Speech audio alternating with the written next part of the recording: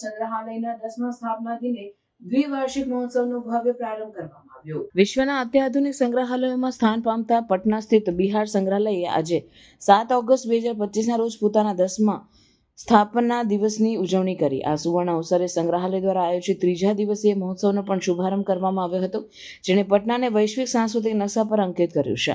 આ મહોત્સવનું ઔપચારિક ઉદ્ઘાટન બિહારના ઉપમુખ્યમંત્રી નીતિન કુમાર દ્વારા કરવામાં આવ્યું. આ વર્ષના દ્વિવાર્ષિક મહોત્સવની મુખ્ય વિષયવસ્તુઓ વૈશ્વિક દક્ષિણ સહિયારો વારસો રાખવામાં આવે છે, જેનો ઉદ્દેશ્ય એશિયા, આફ્રિકા અને લેટિન અમેરિકાના દેશો વચ્ચે સાંસ્કૃતિક સંવાદ અને સહયોગને પ્રોત્સાહન આપવાનું છે. આંતરરાષ્ટ્રીય કક્ષાના આયોજનમાં Indonesia, Sri Lanka, Kazakhstan, Ethiopia, Mexico અને પેરુ જેવા અનેક દેશોના સંગ્રહાલયો અને સાંસ્કૃતિક સંસ્થાઓ ભાગ લઈ રહી છે, જેઓ પોતાની કલાકૃતિઓ અને પ્રદર્શનો દ્વારા સહિયારા ઇતિહાસ અને વારસાને ઉજાગર કરશે. આ દ્વિવાર્ષિક મહોત્સવ 31 ડિસેમ્બર 2025 સુધી ચાલશે, જે દરમિયાન વિવિધ પ્રદર્શનો, કાર્યશાળાઓ અને સાંસ્કૃતિક કાર્યક્રમોનું આયોજન કરવામાં આવશે. મહોત્સવની પૂર્વ સંધ્યાએ 6 ઓગસ્ટે એક વિરાસત પદયાત્રાનું પણ આયોજન કરવામાં આવ્યું હતું, જેમાં શાળાના બાળકો સહિત 600થી વધુ લોકોએ ભાગ લઈ શહેરના ઐતિહાસિક સ્થળોની મુલાકાત લીધી હતી.